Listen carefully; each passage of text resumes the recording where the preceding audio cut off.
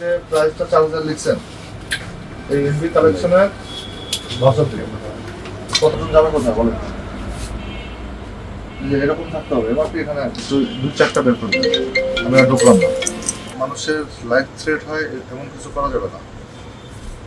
এখানে করার পরে অন্যান্য যখন ফার্মেসিতে গেলাম, তারা কিন্তু জানে যে পণ্যটা নকল বের হয়েছে বা এই পণ্যটা বাজারে, তা কিন্তু এটা তুলে নেয়।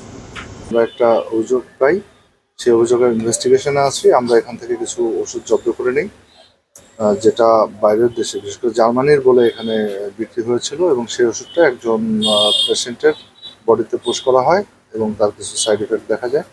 তো সেই অভিযোগের প্রেক্ষিতে আমরা এখান থেকে ওষুধ জব্দ করে যে সেটা নিয়ে আমরা একটু ইনভেস্টিগেট করি, এবং সেটা থেকে আমরা একটা ভয়াবহ চিত্র এখানে পেয়েছি। সেটা হচ্ছে যে যে ইম্পোর্টারের স্টিকার দেওয়া এবং যে কোম্পানির নামে ওষুধগুলো আসছে, সেই লাস ফার্মাতে যে আমরা ইনভয়েসটা পেয়েছি, এটা যিনি দিয়েছেন যে কোম্পানির প্রতিনিধি, আমরা তাদের সাথে যোগাযোগ করে কথা বলি এবং খোঁজ খবর নিয়ে যেটা জানতে পারলাম ফাইনালি, যে সেই লোকটা তাকে এখানে ভুল একটা জালিয়াতি করে ভুয়া ইনভয়েসের মাধ্যমে তারা নকল ওষুধ এখানে সরবরাহ করেছিল লাস ফার্মাতে।